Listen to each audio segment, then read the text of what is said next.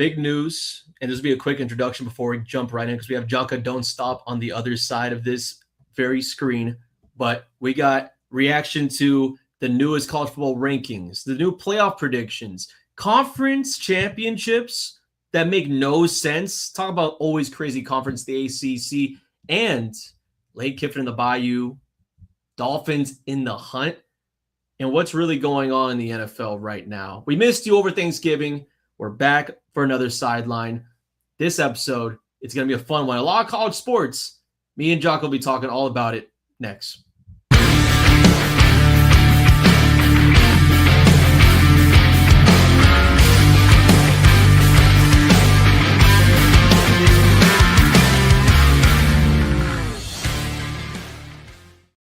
Welcome, everybody, to Sidelines. Again, joined by Jaka Don't Stop. I am Brandon Hernandez. This is, and for those who were there for yesterday's episode for Plug Talk Sports, which again, every single Monday at 10, it was up. Like Jaka was telling me, it was an all-time discussion about the Hurricanes. It was. I even got there late, but I got there just when they were just started talking about it. Oh, man. It wasn't like everybody was disagreeing. It was just like, so like there are a lot of like theories on what could happen, on why do you think Miami would get in, or Notre Dame, or even Alabama. Ole Miss falling out, I don't know. Yeah, and that's another thing too, because I think one thing that actually shocked me about it, because again, I'm gonna go through the rankings 25 through 1 for the college football playoff specifically, because AP doesn't matter anymore at this point of the season, but it never should matter, but it should never matter. But definitely the Ole Miss one that shocked me the most. But I'm going to go real quick through 25 through 12. This will be a speed round. 25, James Madison potentially could be a group of 4 team that makes it depending on their conference championship. North Texas 24, Iowa 23 at 8-4, which is weird. Georgia Tech at 22, 21 Houston, 22 Tulane, Michigan at 19 after losing in the Big House against Ohio State for the first time in like 4 or 5 years. Then on top of that, Arizona, Virginia could potentially be one of the top 5 conference champions. Who knows what happens with that one? We'll talk a little bit about that as well later on in this podcast. We're going to talk about bowl games and championships. Southern Cal right now at 16. Utah drops 2 spots to 15. I thought that was a huge shock. Vanderbilt stagnant at 14 after beating out Tennessee, winning out the state. Texas after a crazy upset, because I said for the past whole season, Texas A&M is going to go into the SEC championship game. They're going to be the team that represents the SEC.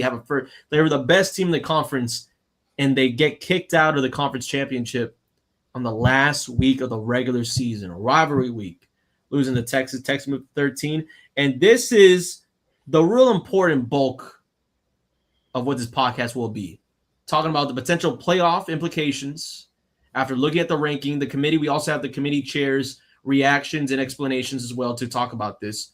But let's go right into it, though. Number 12, Miami. Miami not moving an inch after a 38-7 victory on the road at Pittsburgh. And again, a game that for many people have recognized in Hurricanes history, usually the Canes would lose that type of game, like for random reasons. I can back that up. For random reasons. But this time around, they ended up winning it, but still a 10-2 Hurricanes team. And with the chaos theory, and I have all the numbers here, the odds of the Hurricanes to make the conference championship were about like 14, maybe even less than that. And for Duke, a lot of specific things had to happen. SMU had to lose. Virginia had to, it was a lot of things. But SMU losing to Cal and Pitt losing to Miami was what got a 7-5 Manny Diaz-led Duke squad to break a tiebreaker against teams that they never even played against throughout the entire ACC conference schedule. Brandon, tell me. The fact that Duke didn't even play anybody that's ahead of them that was in the top 5 makes no sense on how they're even in this game. They're 7-5. The majority of those losses, again, came from the non-conference games. But in what way is that not used in the tiebreaker for the top teams in the ACC? Yeah. You got Miami, that's 10-2, bro. 10-2. The 2 losses coming to Louisville and coming to SMU. both teams were 8-4. I'm sorry, if you go 8-4 in a college season, that's pretty good. Not bad. That's pretty good. So I don't understand. Yeah, sure, you can cut it as an unranked loss, but I don't know if it's a bad loss. Sure, Miami should have won those games. They were close games. One ended up losing in overtime, I think, to SMU. But I don't understand how this even works out. I told Daniel and Blake yesterday, if it would have been Louisville, SMU, Clemson, if any situation, anybody but Duke would have been a better pick. And it would have made more sense. I don't get it. What would motivate me to then schedule anybody but the trashiest teams in the ACC and get into the ACC championship game? What is stopping me from doing that next year if I'm Miami? Why would I schedule Notre Dame if it's not going to matter? We're going to talk about that in a little bit. Mm-hmm. Why would I schedule Notre Dame? Why would I schedule the top teams in the ACC when all I can do is put Stanford, Virginia Tech, whoever else you want to put at the bottom, Clemson. I think Dabo Swinney might be on his way out. Yeah, North Carolina or something. Yeah. Just do the whole stack of that. I don't care what anybody says. If you're a Miami hater, ACC hater, whatever you are, let me just do that. Ride that out the whole season. Go undefeated. Make the ACC championship game. Most likely win it because I think Miami has the best roster in the ACC. Easy. Win it, and then you get an automatic bid. Committee for the ACC, whoever's in charge, you're making the conference look like a joke, like an absolute joke. This is why nobody takes it seriously, and why we have hardly any teams that can get a bid into this. There's a chance that any ACC team doesn't make it in. That's very true. If Duke wins, there's a chance Duke doesn't even get in. Most likely wouldn't get in because, again, we're talking about the highest top 5 ranked out of the Power 5, and that could be James Madison. Again, we teased about it. They came in at, 24th, 25th ranked. They could potentially be one of those teams. Now, as disgusting as that is, because technically James Madison, a group of 4 conference type of team. You know what I mean?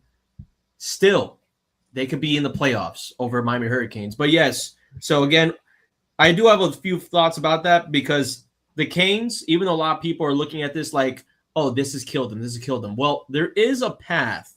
But going quickly through the rankings, though, BYU stagnant at 11. The biggest move, I would have to say, that kind of saves Miami, and for 2 reasons. The Alabama swap with Notre Dame. Notre Dame at 10, dropping 1, even though they basically had an easy competition against Stanford. But Bama winning a rivalry game, holding on their lead. According to the committee chair, talked about them having a 17-0 lead throughout the entire first half, able to survive on a road in a hostile environment in Jordan-Hare. That's the reason why they moved up 1. Now, again, this is an Alabama team that's playing the SEC championship, and ahead of them, and these teams, you might as well say, are locks for the playoffs. Oklahoma 8, Texas A&M after the loss dropped to 7. Ole Miss moving up a spot to 6.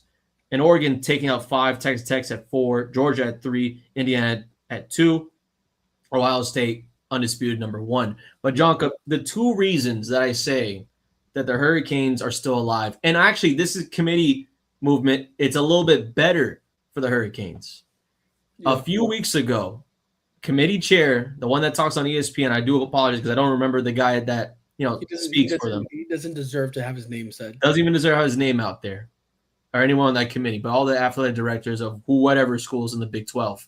But basically, he said that the reason why they haven't put Notre Dame and Miami in the same position is because of the losses that Notre Dame had against ranked opponents, one of them being Miami, and also them playing really good at the end of the year.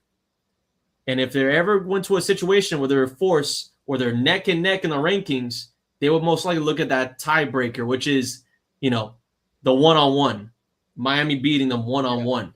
And this situation, it's really good for the Hurricanes. And I put it in this perspective. Let's say that Alabama loses to Georgia in the SEC championship.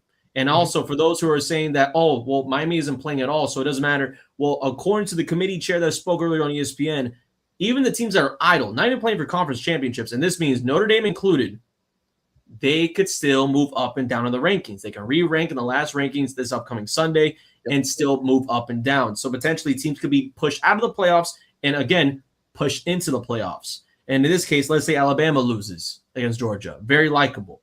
Let's say BYU, a one-loss BYU team, still very good and potentially could make the playoffs, loses to Texas Tech in the Big 12 championship. Very possible.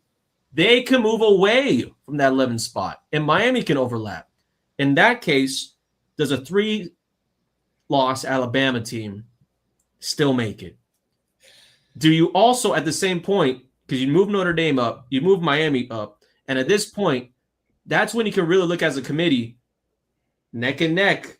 They'll be right next to each other, maybe a 9-10, and maybe the Canes can overlap them, or even better yet, in a horrible stance, BYU leaves, Canes are at, let's say, 11, Notre Dame at 10 as of right now.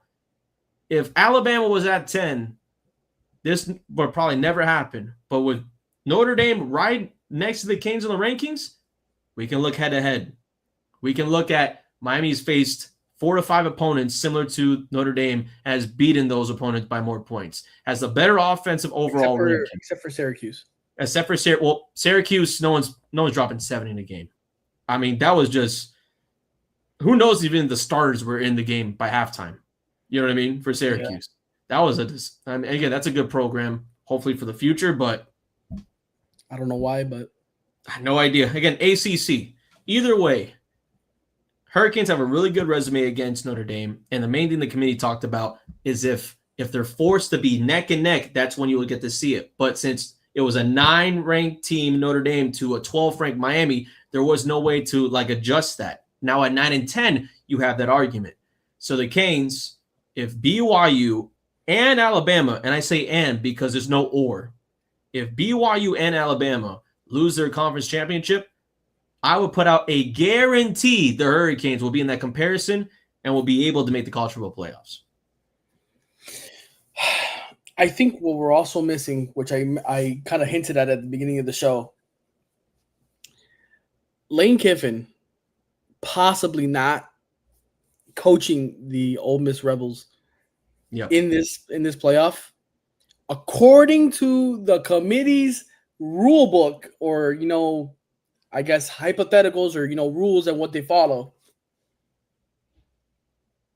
what they did to FSU a couple years ago, we could see another instance where, since they didn't have Jordan Travis, they didn't put him in the college football playoff. Well, John, that's the thing that we saw an opposite of that. They moved up a coach now.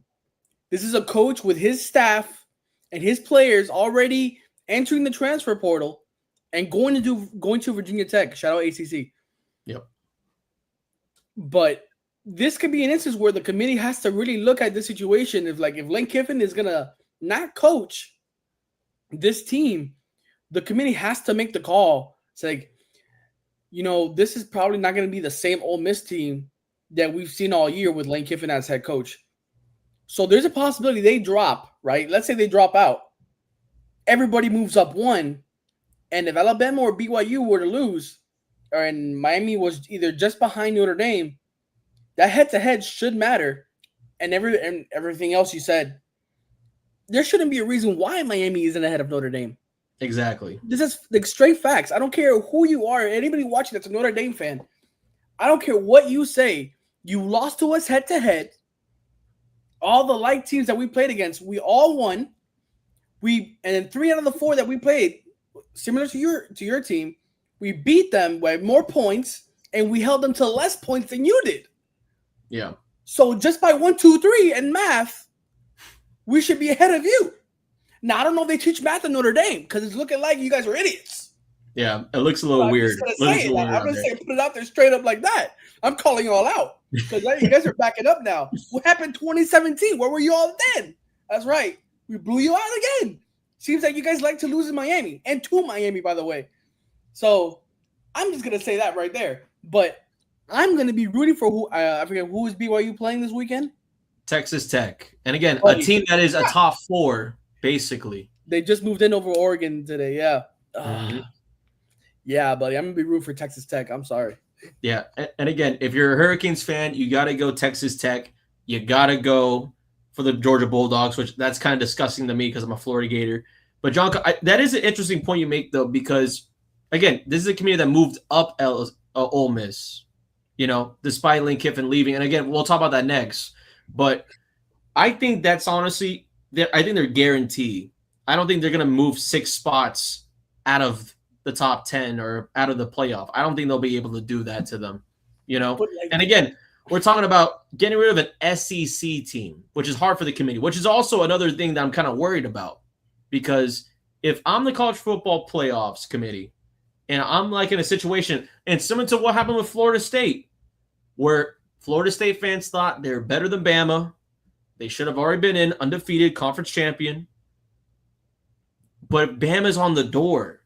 And again, I'm expecting the Georgia Bulldogs to beat the living crap out of Bama. I get that Bama went out of their way and beat out Georgia early in the regular season. A little bit difference in conference play for a championship. Yeah. But if it's a close game, and I don't like the idea of 3 losses being kind of like the deciding factor for you not making the playoffs, but Iowa is still ranked at 8-4. And again, that's like a team that's not even going to get close to a conference championship, let alone the playoffs. Yeah. But the fact that you still got teams that are ranked with 4 losses, or how Notre Dame was 0-2 and still was like a top 15, top 10 team. This is an eyeball committee. If Bama looks good, the eyeballs are probably be going towards their way. I'm telling you, that's my biggest fear right now about that. And I think another thing that the committee, that they reluctantly refuse to admit and add this into their rules, is that Miami played Louisville and SMU, and that's at some point in this season they were ranked. Yes. So it's not like they're a terrible team that they don't deserve. They're not. Oh, they're ranked. If you're not ranked, you're crap. They're ranked, so they have a good team. They were both 8-4. So I don't know what the committee's looking at. Just because you're not ranked doesn't mean that an unranked loss is terrible. Mm-hmm. But man, bro, I mean, I can see this is something that we got 1, 2, 3, 4, 5. I think 5 is Texas Tech in the SEC, right? No, that's Big 12. Yep. Yeah, so we got 1, 2, 3, 4, 5. We got 5 teams from the SEC right now in the top 10. Which I do picture them, I can see this happening. This could be a shock to everybody, but I think Ole Miss, I think they're gonna drop them. I really do think they're gonna drop them. Yeah, but that's such a hard drop. Because then you're gonna cause a whole. What precedent are you setting to like 2 years ago when FSU lost Jordan Travis? Well, that's different. We're talking about on the field talent getting dropped away. All these players are already in the transfer portal. The staff is leaving with him. Yeah, look, I put the head coach makes a difference. You put Nick Saban right now on that team, and all of a sudden Nick Saban leaves. You're telling me that it's not going to make a difference? I don't think it makes that big of a difference for the committee, because I don't think the committee now the Jordan Travis stuff. Because mind you, this happened when there were still games being played. They played poorly against Florida, barely escaped the swamp that year. They won the conference. It wasn't by like an insane margin, in my opinion, for what you would be as a playoff. And again, at that point of the the whole playoff history, a 4 playoff team, So that was a little bit of a different circumstance. This is 12 teams. And again, Ole Miss, best record in program history since like the 1950s when it first all started. And you got, Lane Kiffin leaving? Sure. I get that. But on a 12-team playoff where Tulane could be making a spot, you shouldn't be dropping a team 6, 7 spots just out of the playoffs. Okay, I can get that. I can get that. But here's a scenario. This is a crazy scenario, which it could possibly happen. If Alabama beats Georgia, Georgia's at 3. How far does Georgia go down, and how much does Alabama go up? And people are going to start going down because you got all the other games. Hey, I'm just saying. Yeah, but that'll be a swap. That'll be a swap, though. I think that'll be a swap. Well, not a swap. I'm not going to be like Bama's at 3. No, I would be like I think Oregon will be a top 4 team. Texas Tech will take over the Georgia spot, but maybe Georgia goes to Oregon in the top 4. Yeah, Oregon in the top 4. Isn't they Oregon deserve to be top 4? Yeah. Isn't the Big Ten game Ohio State, Indiana? Yeah. But again, if Georgia loses that game, then Texas Tech will move a spot. And again, if they win the Big 12, and then Oregon would just follow right behind them. And again, I think Oregon should have been a top 4 team. Their only loss was to number 1 Indiana by 10. You know what I mean? Like, I get people talk about the depth of the Ducks, but Oregon is a top 4 college football playoff team, in my opinion. Again, I will say for the Oregon Ducks, I think their offensive coordinator just left to UCLA. To UCLA. Yeah. Yeah. So that's if I'm a UCLA, why would I let him coach? Why would I let him do that? Which is another situation I'm seeing. Like, I'm not gonna say that they're gonna be completely out of it, but if I'm the eye of the committee, and I'm seeing that Ole Miss and Oregon and whoever else is losing coordinators or head coaches to other teams, and they're possibly not going to be on the team in the playoffs, that could affect. Remember, this is all for money. Let's all be clear. This is all ran by money. Yeah. If I'm going to be in the eyes of the consumer, why would I want the consumer to not be at its peak? Like that's my point. If I just looking at it from the money perspective, yeah, but I just hate the idea of like saying to the Rebels, like, "Hey guys, best program, best season in program history. It does not matter, And the worst part about it, Jonka, too, because you know as best as anyone else, college football schedule is so like unrelentless. Like, coaches can leave at any time. Commits can decommit at any time. There is no real offseason at all at any time of college football. Like, even week 1, you can have guys getting fired and replaced in interim coaches, guys getting pulled away from the transfer portal.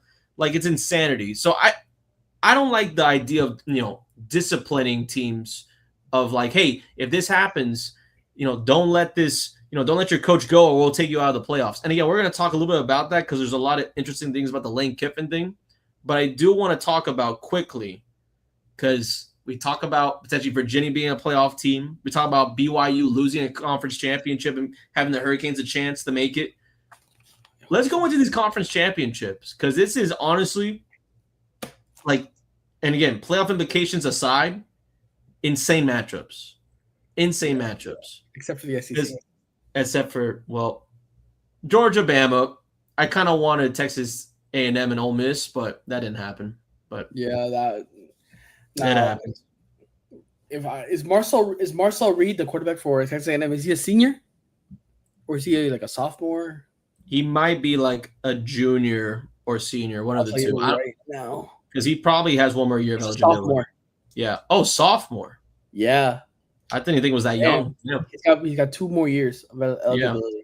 So again, Texas A&M will be an issue with Elko next year. That's a guarantee.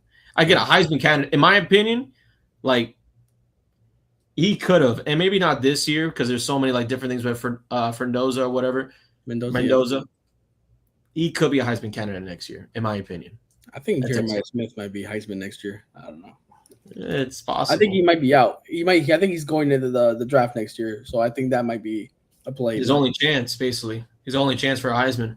And again, for good reason. But speaking of which, let's just go quickly through not saying the games that don't matter, but the group of 4. Let's go Sun Belt Championship.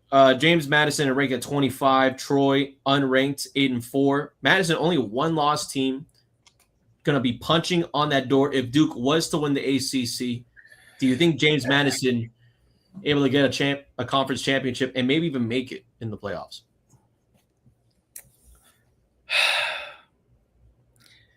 Brandon, I'm going to be honest with you. Yeah. I'm going to be rooting for any scenario that doesn't involve Duke winning the ACC championship game. For anybody that doesn't know, I don't root for this man called Danny Maez. For you guys that know, if you don't know, just look it up. But, man, anybody but Duke. You know what? Anybody but Duke, okay? Anybody but Duke make it. And again, I would also argue if let's say Duke does win the ACC, Duke would still not make the playoffs. Still. Not even a ranked conference champion at all. Yeah, I mean, if that situation does happen and Duke does win it and doesn't make the playoff, I just hope that makes the ACC committee open their eyes, change the rules, change how the tiebreaker rules work, or how whoever. I think at some point this might be crazy, but I think conference championships might get thrown away at some point because of how all this speculations happened, bro. I Nah. have a feeling. I just have a feeling. I don't know why, but it just seems like there's so much hypothetical going into how everybody's a guaranteed bid. Almost every, like, depending on your conference, is an automatic bid for the playoff. I think it should just be the top 12 teams in college football. Boom, you're in. I don't Yeah, care. but it's like divisions in the NFL though. Like, you win your division and it matters. I like that. I like the fact that like the rivalries in your conference, they mean something for the I long agree term. with that. But the thing with the NFL is that even though you could have a win, the best record from your division, whoever has the best overall record in the division is the one that wins the division. It's not, oh, you beat every team in let's say the AFC East, right? Yeah. You go 6-0. Oh, but you lose like 8-9 games for the rest of the other games in the season. Do you win the AFC East? No, it's because of your overall record. I think your overall record and who you play and how you play should be the determining factor, not if you just win a play. Yeah. But also I would say as well, because Duke ACC record isn't even real because they lost to NC State earlier in the year, and they, It's for considered some reason, non-conference. scheduling, they had it as a non-conference game. Bro, I'm telling you, Brandon, the ACC is a joke. It's the the always laughing crazy stock. conference. I'm telling you, I would it's the rather be ACC. in Conference USA, Sun Belt, anything but ACC. This is a joke. The refs are an absolute joke every year. If I'm a billionaire booster, I am putting in a bid to get Miami out of the ACC. Like, it has to Where be would they done. go Big though? 10, Big That's the thing. 12, SEC, whatever you got to do it.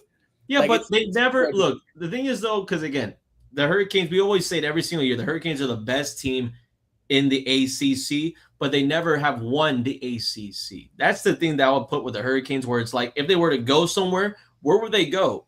Like the Big 12? I wouldn't mind anything but ACC. I don't know. But yeah, so again, I'm guessing because again, we're rooting for the Canes to make the playoffs. Let's go James Madison winning out the Sun Belt and then taking over a conference slot over any ACC team. North Texas and Tulane. I got the Tulane Green Wave. I think that honestly, John Yeah. Summerall, also go Gators, new head coach.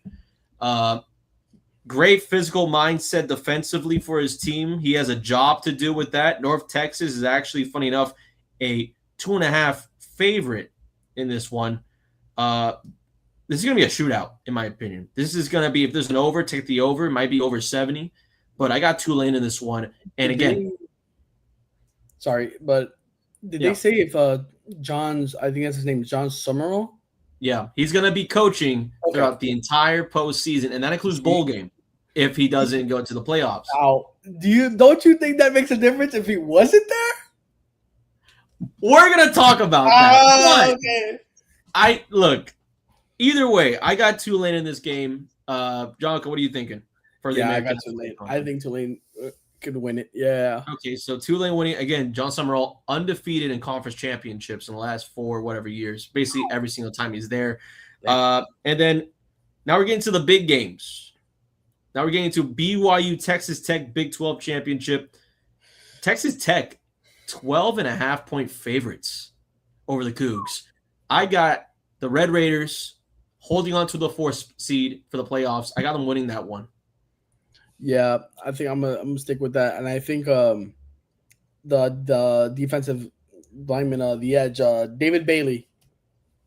He's one of the top defensive edges in the coming draft. So be on the lookout for him. The guy's a stud. For anybody that does mock drafts, look out for him. So yeah, I think the Red Raiders are gonna get it done. So Red Raiders getting it done. Now the SEC championship. I got the Dogs winning this one. Again, this is a SEC championship that's always played in Mercedes-Benz in Atlanta. So there will be a favorite crowd there. The Georgia Bulldogs, actually, funny enough, I thought it was kind of weird. Their rivalry game against Georgia Tech was played in Mercedes-Benz. It wasn't played in the Georgia Tech Stadium. That's, mind you, in the same city of Atlanta because the campus is in Atlanta, which I hate when teams do that for neutral sites. I don't care if it's a big university. Like if the Hurricanes play against FIU again in football, have the Hurricanes go over to the real University of Miami and play over there at Pitbull Stadium, Mr. Worldwide Stadium. Okay, I'd rather have that happen. I'd rather have like Florida, Georgia play a home and a home thing instead of a neutral site in Jacksonville for the best cocktail. I don't even think there would be enough seats. Who cares? Highest bidder gets in, and only Panther fans and only Georgia Tech fans get it. That's what I live less than a mile away from that stadium, and I'm telling you right now, that is going to be the traffic is going to be horrendous. Please don't do that to me, Brandon. Horrendous, but for the culture, we need to see it happen. I don't even care if it's like 50% Canes fans, even though I would love to see the Panthers have a sellout. Get these home and home schedules. I hate these neutral site games. Georgia Tech and Georgia should have been there for the Yellow Jackets. But in this case, again, SEC championship game in Atlanta. I got the Dogs winning it. Kirby Smart, too much for Kellen DeBoer, and Bama potentially pushed out of the playoffs. And the same thing with the ACC. For some reason, every time in the ACC, it's always in I think North Carolina. Well, yeah, that's where their headquarters are. And I'm like, whoever's the top team, make that the damn site. Like, I don't understand why does it always have to be that. Like, why does Miami? Like, think about it. If Miami is gonna make it, right? Like, I think it was back in 2017, they played Clemson in the Carolina. In the Carolinas. Like, come on, bro. That's a death trap at that point. Virginia, North Carolina, Clemson. Yeah. Virginia Tech. Like, guys, what are we doing? Get out of here, bro. This. If you're the higher ranked team in the conference championship, host your conference championship. I mean, that's why I like doesn't Conference USA do that in the American, I think? I don't know. I don't know, but they should. Yeah, they should. That's how it exactly should be. Yeah. Now, the biggest game of the year, in my opinion, the Big Ten championship, 1 versus 2. This, honestly, 2 undefeated squads, Heisman candidates all around on every single position group you can find, whether that be Jamarius Smith on Ohio State, whether that be Mendoza at quarterback with Indiana. Maybe people even argue for that for the quarterback, young guy. Maybe not. Either way, this is an all-Sunday team on both sides. A lot of NFL talent, a lot of great talent from both sides. This is a high-pack action game. There's a South Florida kid from Columbus that went to Columbus High School in Mendoza that's at quarterback. Coach Sig, former James Madison head coach, went out of his way to rebuild a program in the heartland of the USA where college football, not founded, because everyone knows it was founded in New Jersey for some reason, but has been reborn in the Hoosiers.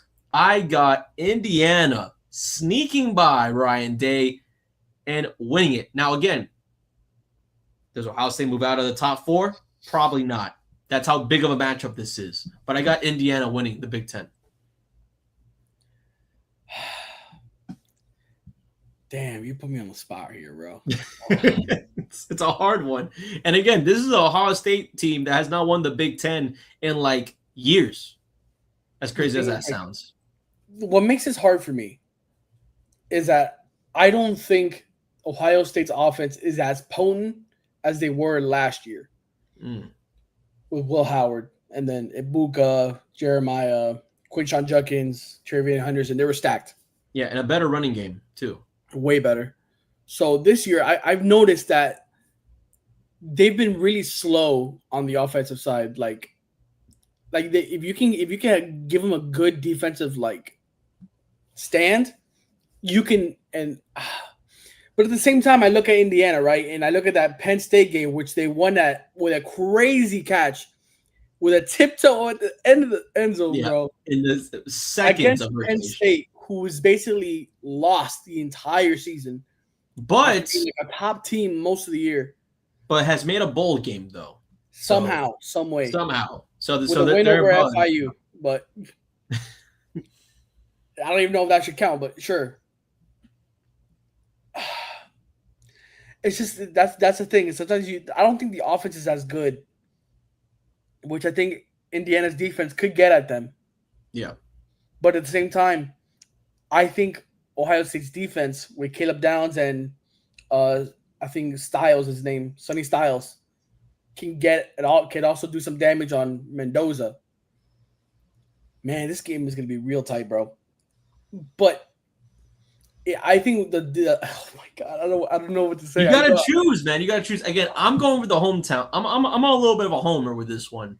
I'm not gonna lie, but I like Indiana's offense. They've been taking care of business. I mean, the battle for the bucket they had against Purdue wasn't even close. Half of the competition they go up against aren't even close. And this is a team that beat Oregon, undefeated.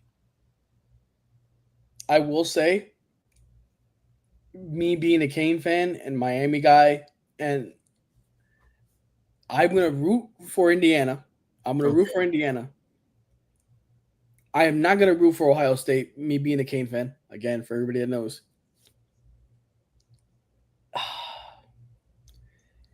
I don't trust Julian Sayin in the big moments. I don't think he's had a big game yet. I think Indiana has been playing crazy tough football lately. They've come out of some tight games, and I think you need that experience heading into the playoffs, where if you really need something to happen, you can pull it off. Mendoza has that edge already. Julian Saint has not shown it to me. He doesn't look impressive to just in my eyes. I think Indiana wins, and if Indiana's defense could pressure Julian Sayin, this might be a blowout. Ooh. I thought you were going to go the other way. I thought you were going to be like, I don't trust going against Ohio State, but you're saying might be a blowout. The only reason I say that is because if Julian Sayin starts having, some bad throws, maybe a pick, we haven't seen him get over that hump of, okay, let me shake this off. Boom. Let me get back into it. Does he have that mentality? Does he have the ability to get back up and keep going? I haven't seen it yet. So just for that fact alone, I'm going Indiana, period. Okay, we like to see that. So Indiana, we do both agree on that, which is also a very rare thing in this show. Yeah. But I'm pretty sure we're going to both agree on this next one. Last championship conference game of really the week. ACC championship, Virginia Duke, 1-2-3. Virginia. Okay. Yeah, so we can blow past that. But let's go into something that has really caught the college football world for many weeks. The Lane Kiffin saga. For those who've been living under a rock, basically. Lane Kiffin, Ole Miss head coach, has been there for 6 years, coached them to not only a rivalry week victory over Mississippi State in dominating fashion, winning the Egg Bowl, but 11-1 record. Best in program history for the Rebels, who have been in the SEC for God knows how long, has been around for Southern culture, for the football, for, maybe the dinosaurs, no. Who knows how long. But Lane Kiffin doing historic things, but the Gators try to poach him away. And then Brian Kelly gets fired, and then LSU matching an offer to try to poach him away. For some reason, the athletic director, or for those who want to say, the corporal or whatever of Ole Miss athletics, was giving him an ultimatum, which this is one of my biggest talking points for this topic of making the decision before the playoffs, which, in my honest, it's insanity. Because Brian Kelly gets fired mid-season. You got to focus on having this team going towards the playoffs, and you want to answer out of Lane in the middle of all that? That's insane. That's a travesty, and you can't force a guy to do that. But, because, John, I know you want to speak something on that. I do want to add in some extra things, some extra flair to it. Because for those who don't know, Lane Kiffin does take the LSU job.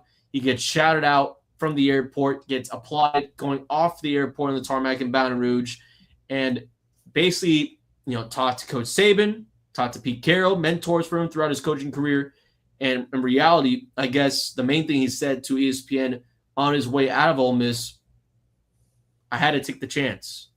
You have to take that chance. That's what he said. He prayed on it. $98 million worth of prayer.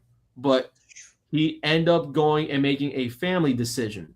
So he is now new head coach of Ole Miss. Ole Miss deciding to keep a majority of their staff, including, as Jonka has mentioned previously in this podcast, their offensive coordinator, despite the OC going to old LSU after the conclusion of the playoffs.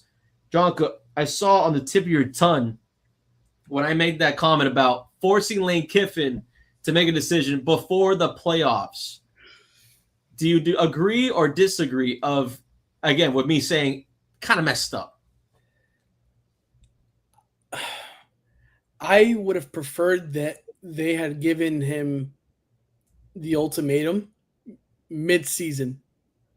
Just like instead of firing Brian Kelly at mid-season, I would have told him like, "Hey, listen, you're gonna have to give me a decision within the next 2 weeks. Let's say like by week 6 or week 7, you give me a decision because no, this is why I say this. Yeah, not because of the playoffs,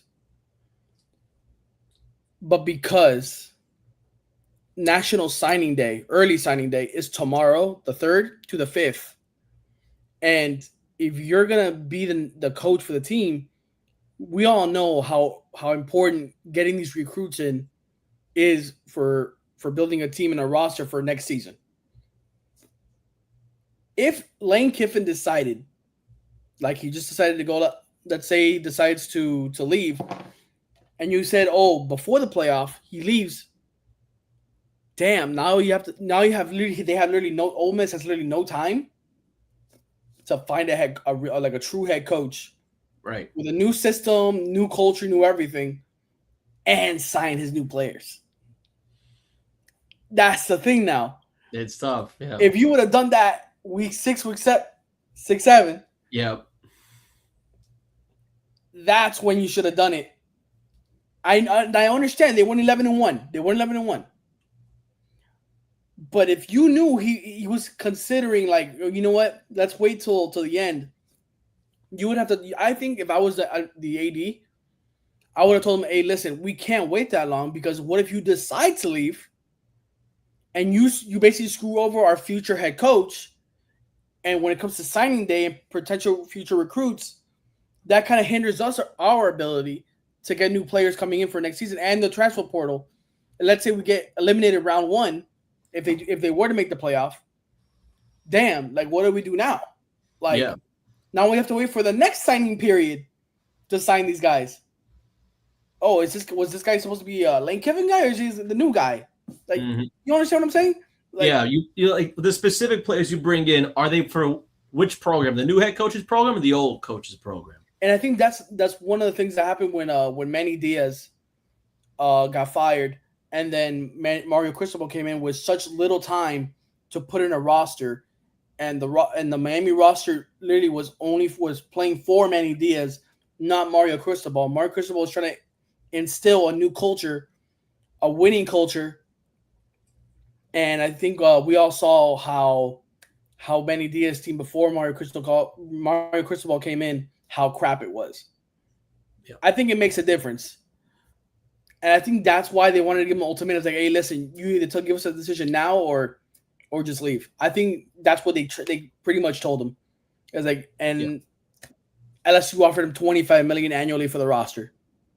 You can't turn that down. I'm sorry. It's kind of disgusting. Yeah, it is a little disgusting. Like that's a lot of money. And where would you rather go, Baton Rouge or Ole Miss? Yeah, but that's also because I'm telling you though, and this is why I kind of hate on like, and again, maybe this is also like other sports because like different organizations have different cultures, and whether that's collegiate, professionally, whatever. The fact that he built something in Ole Miss, and this isn't like when he was when Tennessee on a year and left, like it's nothing like that. He built like real foundation, like resources at his fingertips. The whole state of Mississippi really to bask in recruiting wise, and again, 11-1 playoff team. LSU, and I don't care if you have the whole state of Louisiana and the governor of the damn state of Louisiana going all for you. LSU is not going to be a playoff team after 1 year.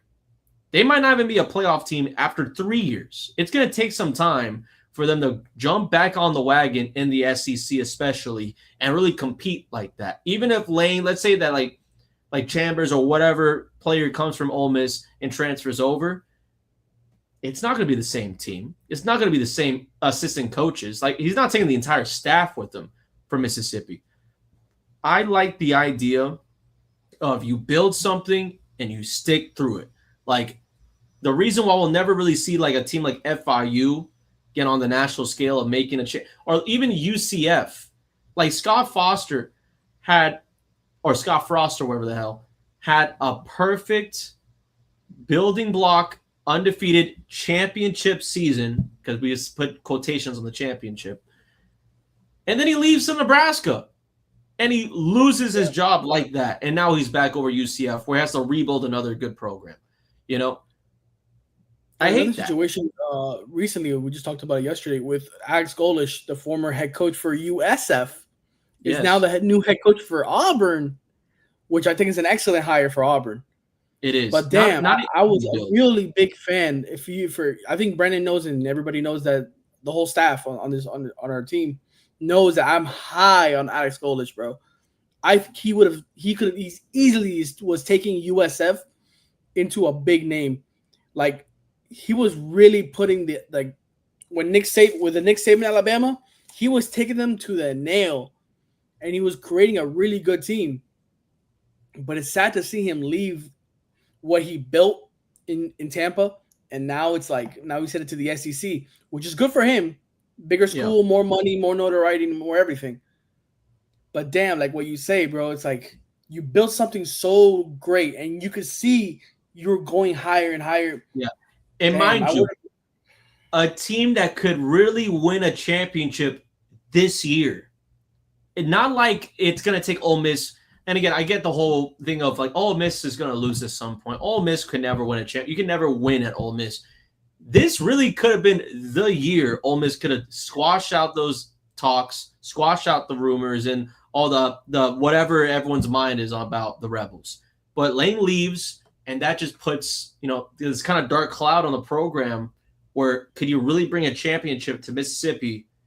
Could you really win with an SEC team that's not Alabama or Georgia? And that's the question for a lot of the SEC teams right now. Like, the whole reason, like I said a couple minutes ago about Lane Kiffin and why he was the timing of the net signing day and recruits in the transfer portal, I think that's why LSU is not letting him coach in the playoffs. I think it's LSU more? I think, but think about it. If I'm LSU and I'm trying to rebuild a whole team and a whole program with a whole new head coach coming from another SEC school, I'm going to need you to start right now. Like, early signing period, get these transfer portal guys, do your homework, make your staff, you have the money, do whatever you need to get everything set for next season, and you have almost a whole year to get ready. You can't be wasting time. And how would it look if LSU were to let him play out the playoffs and Ole Miss makes a crazy run, historic run, wins the national championship? Damn. And Lane Kiffin's like, damn, I really got to leave this, bro? I just won the national championship. Why would I leave now? And it's I'm going to pull Manny Diaz. I'm going to back out my contract. Yeah. Yeah, which is also insane because when the Hurricanes offered him, he immediately backed up. I still remember that day. It was like, what? He was at Temple, right? I think. He was at Temple, got to do a press conference, and left that same plane. But, yeah, it's definitely a messed up deal, and I think it's going to take time for LSU. And before we even move on to the next and last topic, I do want to mention one thing about this whole thing, and I want your thoughts about this, because there was reports earlier today, I believe it was from On3, about the Florida side of things in this whole Lane Kiffin saga. Because for those who realize that Lane Kiffin, again, Steve Spurrier fan since childhood, has coached and lived in Florida before with FAU, loves the state, obviously has high regards for Florida. There was conversation and reports saying that Lane Kiffin and the athletic director, Scott Strickland of the University of Florida, were not seeing each other on the same page. Lane Kiffin at Ole Miss having everything to his hands, kind of like free of charge, doing whatever. Scott Strickland, according to reports, was going to be more like limiting Lane in some sense, that they couldn't see eye to eye in that. So Okay. Lane Kiffin's team, according to reports, was saying that Lane didn't like that, the idea of Scott Strickland meddling with his program. And also Scott Strickland didn't like the idea of giving Lane Kiffin all that power on top of that. And that's why Florida decided to part ways in their, going out of their way for Lane Kiffin. Again, Lane Kiffin, let's not get it mixed up. He was really, at a time, the only option for the Florida Gators. He was the option for the Florida Gators. But the moment that they decided to view their point towards John Summerall with Tulane, they got within 24 hours, basically. Lane Kiffin maybe could have been a Florida Gator, and a lot of people are arguing about this on Gators Twitter, if Scott Strickland wasn't involved. I want your thoughts on this because obviously LSU, we saw the governor of the state get involved in firing the AD and Brian Kelly. How bad is Scott Strickland? I mean, am I more insane of thinking like you went out of your way to a program that has got the whole state involved because of one guy in Scott Strickland, or let's say he stays at Ole Miss and it was like, well, if I stay in Ole Miss, I use all my resources, but LSU, I got every single person involved in my program at this point. I can be fired anytime just by a switch of a button from a politician, So I want your thoughts on this, John. Because you think that it's going to be, because again, the Florida piece is interesting, but I also think Lane going out of his way to LSU and maybe to more limitation. Man, that's a lot to take in. Because damn, you're the Florida guy, but shoot, I don't know if I forgot his name. What did he say? John Smurl, whatever is it? Oh, what's his name again? Gators head coach, John Smurl, whatever. Yeah. For John, I don't know if he's the right guy. I hope he proves me wrong because I think Florida deserves a good head coach, offensive head coach. I think preferred. What? I think he's the right guy. I think people are losing their mind. This is a defensive head coach, and the best thing that he said out of all the first quotes that come out, defensive coach. He's more of a defensive coach. I think he was like a linebacker at Kentucky when he used to play. He had a neck injury that kind of like caused him to go into more of a coaching career. But he said, and I quote, the Gators are going to put up a lot of points. They're going to get an offensive coordinator. Billy Napier never went out of his way to get offensive coordinator. Never went out of his way to say, like, the Gators are going to have an explosive offense.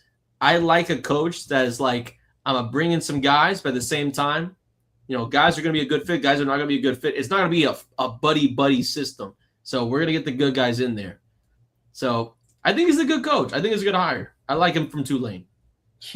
I think he could be one of those coaches that like went in under the radar that nobody thought of to hire, and he ended up being a home run hitter. Yeah. Now, I need for the Lane Kiffin part, I would need you to broaden up how it all went down, because you're telling me the AD for Florida told him that you're not gonna have as much control as you did in Ole Miss, and you can't have everything the way you had it over there. And so you're gonna be a little bit more limited than you were. But if you go to LSU, since he went to LSU, he was gonna be even more limited than he would have been in Florida.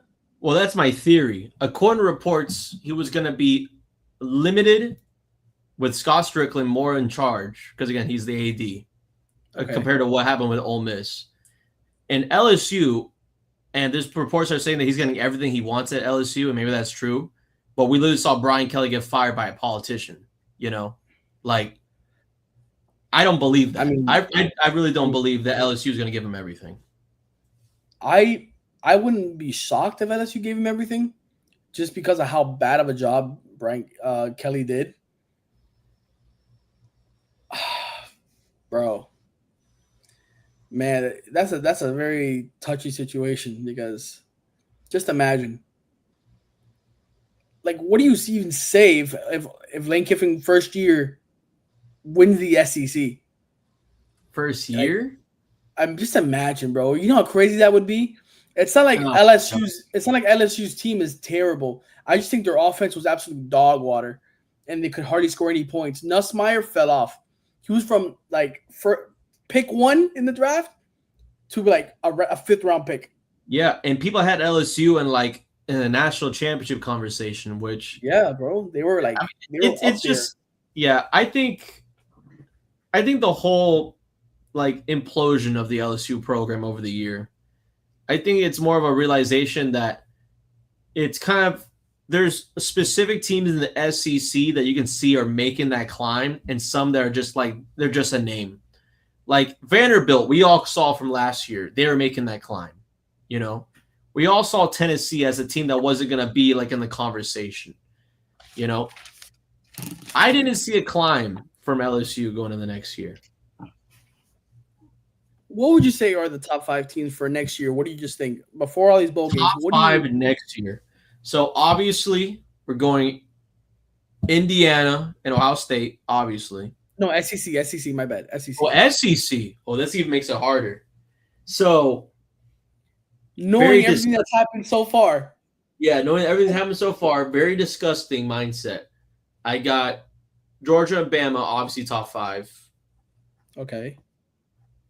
I will slide in Texas because Arch will be back. That Texas team has been playing much better. We expected Texas to play. I agree. John Mateer, with Mateer gone, I don't know what the recruiting class for the Sooners is going to look like. Because the Sooners last year, without John Mateer, a good quarterback, horrible offense. Terrible. I can tell you right now. But I think the Sooners are going to drop.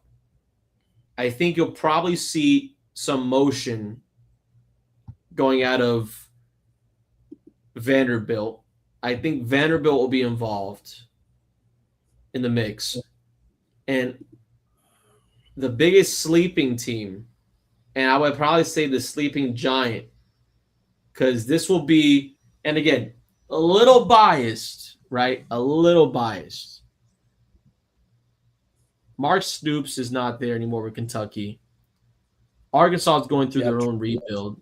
They're not even going to get close. Alex Golesh with Auburn is now there. That could be a play.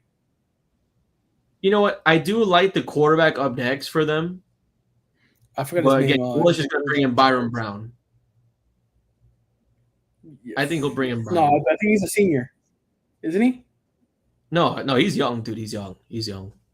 Byron Brown is not a senior. No, wait. Hold up. I'm pretty sure he's going to transfer over at some point. But I wouldn't keep him. Yeah. I would go out of my way and say he's a senior, so you can't. He's not registered or nothing? Oh, that sucks. Well, there goes the Byron Brown hypotheticals for Heisman for next year. I mean, on USF they had 5 quarterbacks on the roster, so maybe one of them transfers. Yeah, but I would say Texas A&M will be the 5th one though. Okay. Yes. And the Gators, I want the Gators to be more competitive. I think they'll get to a 6-7 game type of winning season, so they'll be bowl eligible. But top 5 in the SEC, we're talking about Georgia, Bama, Vanderbilt, in my opinion, Texas A&M, and Texas. Vanderbilt without Pavia? They flipped a good recruit earlier today. Oh, I saw from Georgia, right? Yeah, from Georgia. So the program is, again, as I said previously, you see these programs that they building up year by year, and some of them you see them taking a flat line. Vanderbilt is not flatlining anytime soon right now. Be honest. Be truly honest. Okay. For Florida next year, do you think John Summerall or John, whatever his name is, is going to keep DJ Lagway as the starting quarterback? Absolutely. DJ Lagway, and I'll tell you this. God. He's going to have a real offensive coordinator this time, okay? He's a raw talent sophomore guy that just finished off his sophomore year. If you look at the recruiting for Florida, there's a lot of obvious quarterbacks, 5-star guys that are coming in. But for the Gators, DJ Lagway, this is a guy that people will put a program on. I wouldn't want to transfer DJ. I wouldn't want DJ, and I doubt DJ even transfers on his own because he said he's a Gator, and he was literally at Summerall's press conference for his introductory, if that means anything. But yeah, I just don't see, because especially for the Tulane guys that might even follow him, like the quarterback is not even going to even get close to the starting position. Man, I mean, you guys gonna get Dallas Wilson back. Is Jaden Ball gonna stay? Is he a senior or is he? No, he is a junior. Should be back because Summerall did talk about having Jaden Ball for next year. He's not gonna. And that's probably the biggest thing. Look, if Jaden Ball is not on that team next year, and I can't yell to my TV, "Run the ball," I will be so depressed. I'll be so depressed watching Gators football without Jaden Ball. What would you want to see from the Gators change from what we saw with Billy Napier? What would you want to see a change? Obviously, the offense. A faster offense. Yeah. But anything specific, anything unique for the team that you think you would want to see for next year with this new head coach? I would probably say more West Coast stuff. Like I want to see more spread. I want to see this offense really fly, especially the offensive weapons. And, I'll even go a step further. The RPO, underused. There's no option. Your quarterback is over 220 pounds and not in a fat way. And, the guy probably has, 5%, better athleticism than anybody else on the field. Oh, I wouldn't say body fat. He's kind of a big dude. Not fat, but, he's not Ronaldo. Too, he is quick. But that's what I'm saying, though. You don't use him at all for RPO. And why?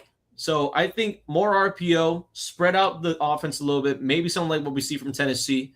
But that offense will start clicking, too, I think, with a good offensive coordinator. I think if you guys can get a good slot receiver, and then you pair it with Vernell Brown, who's a stud, and Dallas Wilson on each side, and then that's a good tight end, and you'd run the RPO and you could air it out here and then and improve that O-line a little bit more, bro.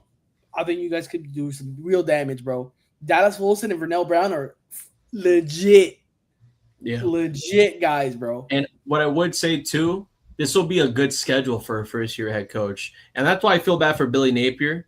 Because if I told you, you got to go against number 3, and then number 4, and then number 2, and all within the first 5 weeks, you would have been fired by November. That was a bad mix for him. So I feel bad. Shout out to Billy Napier. I have no hard feelings as a Gator fan.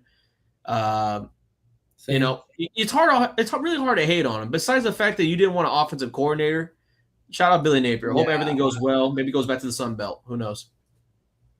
Yeah, I don't know what was his problem with not having an offensive coordinator, because obviously you could tell you weren't scoring. So I don't know. You were basically to blame for that. So I'm not gonna. And mind you, wide receivers coach at Bama in 2015, I think. So it makes no sense to me. I don't get it. Makes no sense. But I do want to end off this podcast with some NFL news. Miami Dolphins on a 3-game winning streak. The Pats are obviously on a much bigger winning streak after Monday Night Football against the Giants. The best winning streak, baby. Let's run it. It's ridiculous. And Drake May could be an MVP. He is MVP. He is the MVP. But I do want to talk quickly about the Dolphins before we exit out, winning it 21-17 over the New Orleans Saints. Ugly game. Super ugly game. But they were able to get it out. Defense was the biggest thing. Ryan Fitzpatrick with a pick six, 2-point conversion pick six. Super rare in the NFL. Bradley Chubb showed up. Pass rush showed up. And again, this is not an impressive Saints team. I mean, Tyler Shog or whatever his name is. I can't even pronounce the last name right. Shog? Look. Shuff or Shuck or whatever. There's no C or K in there, but he's so unimportant that saying his last name doesn't even matter. Yeah, who knows who even knows if they get a quarterback in the upcoming draft. Either way, Dolphins on a winning streak, and somehow at 5-7, they've won 5 of the last 6 games and are in the hunt. The hunt. That's crazy. And the funniest thing about it, because there was I think it was Joe Shad for the Palm Beach Post or whatever. a tweet about the Dolphins winning that game. They went from a minus 1% chance of making the playoffs to a minus 1% chance of making the playoffs. But we're in the hunt somehow, some way. And I saw a math thing of the Bills would have to lose like 3 specific games. The Chiefs would have to lose 3 specific games. And the Dolphins would have to win out to be 10-7. Jonka, I want your thoughts on this. Is the hunt too much right now for the Dolphins? And why is it so many teams in the hunt in the AFC? Let me start by saying about this game against the Saints. I said it 2 weeks ago before when it was you, me, and Blake on the podcast that not to overlook the Saints. What I say, they're not a good team, but they got some decent players that can make some plays. Chris Olave is the guy. He is. I mean, and Alvin Kamara didn't even play. Who knows? If he would have played, that game could have been completely different. But for the Dolphins, I'm going to pull up the rest of their schedule right here. Here we go. Let's see what they got. Let's see if it's out of the picture. They play the Jets this weekend at New York, which is a cold game. That might be a problem. New York just came off a big win against Atlanta. And then they go on to play the Steelers at Steelers. So another cold game. Buddy, it would be a really impressive win streak if you can pull that off. If you can pull off a win in 2 cold weather games in Jets and Steelers, you would end up playing probably most likely the Joe Burrow Bengals at home, Tampa Bay at home, and then finish off the season against my Patriots at New England, which, depending on how my team does for the rest of the year, coming off this bye against the Bills, I think we won't even have to play our starters because we'll just have the first seed locked down and the AFC East, so we wouldn't have to play. But I'm not gonna say it's out of the realm, but it's going to be very tough to see just based off the opponents that you play and where you play them. I can see you like this could be a trap game. This Jets game could be an easy trap game. Can it though? The Jets defense. Listen, I understand it's the Jets, but remember it's also an AFC East rival, and these rivalry games are literally unpredictable. No matter how much you think a Dolphins-Patriots game is going to be a blowout, even if we had Randy Moss and Tom Brady playing, somehow the game will be close. That's just how it goes. I think, and it's at. I'm telling you, Jonka, and I hate to interrupt, but I think we blew out Atlanta by more than 30 points, and the Jets can barely even get wins. Need Nick Folk to be able to push you off the cross. I think they beat out the Jets. Steelers are obviously taking a slump down. Now, mind you, Joe Burrow in Cincinnati, that game has changed entirely on our schedule because Joe Burrow looked insanely good against the Ravens on Thanksgiving. Like, I'm not saying they're going to win the division or nothing like that. Their season's probably over by now. But that team is definitely a threat, I would say. And then the Steelers, I just saw today they acquired Adam Thielen, another receiver, experienced one at that. Also, I'm just saying it's going to that is true. But also, I do want to, because it's kind of outlandish, but didn't he retire?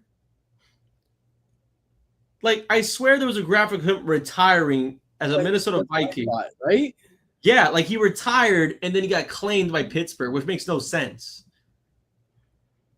Maybe this is his final season and after he was retiring. Maybe you read it wrong. I don't know. I think I saw something just like what you were talking about. I think I saw exactly what you. Yeah, like he retired and they just claim him. And also, if you go anywhere for your last season, why Pittsburgh? That's not a guarantee playoff team anyway. Yeah, I mean, maybe just some extra money, here and there. You get some catches. If you don't get any catches, you still make some decent money. True. And True. plus, like Calvin Austin is not the answer. Like DK has been whatever. Like DK, John Smith has not. Him and Aaron Rodgers have not looked anywhere near compatible. no. And Aaron Rodgers calling out his receivers in the press conference after the game against the Bills. I think was it the Bills this weekend? Well, whoever it is, that's not new. It could have been anybody. He could have called out receivers. I mean, the only thing that's good right now with that team is probably the running game with Jalen Warren. That's literally the only thing that's good that's happening for them. But overall, I think that game will be interesting just because it will be a Minkah Fitzpatrick and a Jonnu Smith reunion. Oh yeah, back and forth. The storyline is going to be great for that game, especially in the cold. How will Tua handle it? Because Tua had two ugly interceptions this past Sunday. You can't do that against the Jets, and you can't do that against the Steelers at the enemy territory. So, especially in the cold. I'm gonna keep saying the cold because we just don't. You can say the cold all you want, man. Like the Hurricanes have broken that curse against Pitt. Another Miami team is not gonna lose in the state of Pennsylvania in the cold. I don't think so. I don't think the Steelers have a good chance Monday night. And again, that's just me being not like hopeful, but knowing that A-Rod is having issues with the offense, and that's not a high-scoring offense at the moment. I can agree with that. I'm not gonna hate on that take. Okay, yeah. So I do want to because we are a little bit over time, but Jonka, you're saying that Dolphins not hypothetically out, but again, are we doing too much playing it in the hunt graphic for them? I think so. I think at the moment, if they can get over the next 2 games, and then they have 2 more home games after that, I think then yes, you would have to really like look at the Dolphins and be with a crazy turnaround for the season. If you can get over the Jets and the Steelers and come out with a 5-game win streak, coming back home to play the Joe Burrow Bengals, bro, that would be really nice to see, bro. I'm not even kidding. That would be nice for you guys. It'll be insane to see. Now it would be a tough one. It would be tough. I also will put this out there. Somehow, the Buffalo Bills are the last wild card team in the AFC. That's how insane the AFC is right now. Like, who can win it? God knows. Like, the Colts look terrible. The Pats are on top. Who do they play this weekend? Who are you talking about? Colts? The Bills. Oh. They play the Bengals this weekend. Oh. Ooh. And guess who comes off a bye? Guess who comes off a bye in 2 weeks? All right, calm down. And we play the Bills after that. We play the Bills coming off that bye. Oh my God, we could be close. If the Dolphins keep winning these games, we might be rooting for the Pats against the Bills again. What's the division? What's the standing right now for the division? Oh, it's probably way out of whack. Like Bills 8 wins, Pats obviously with Bills, 10. Patriots 11-2. Like it's Bills 8-4. Dolphins 5-7. Jets are 3-9. Somehow. Yeah. I mean, if you can win the next 2, you'll go 7-7. And if the Bills were to probably lose to the Bengals this weekend, 8-5, and then they lose to the 2, let's say the Patriots again at New England, that'll be 8-6. You'll be just 1 game behind. I mean, you would have to beat the Bengals and have that tiebreaker over the Bills to then go over the Bills. Bro, that would be crazy. Insane. That would be nuts. I would have to, bro, honestly, I'll send you $20 if that happens. Live. This is live. I'll send you $20. Are you making a bet on my behalf? Yeah, I will Venmo, Cash App, whatever, Zelle, whatever you need. Look, I don't think that's going to happen as much as I'm hopeful for it, but I'll take $20. I'll take $20. I'm not going to say the catchphrase for that, but I'll take $20. So, but capital G. No G. But I'm gonna end the podcast here. It was a great episode. A lot of Lane stuff, a lot of college football stuff. Again, every single Tuesday, my schedule's a little bit out of whack, but Tuesday nights we probably will have this slated ready to go because college football committee is going to be talking Sunday after the college conference championship game. So that's going to be crazy. We talk about that on Tuesday, a little about the playoff next. And of course, the Dolphins always going to be doing something, always going to be in the hunt, but time will tell. Until next week, we thank you again for joining us sidelines. We'll see you guys real soon. Thank you guys.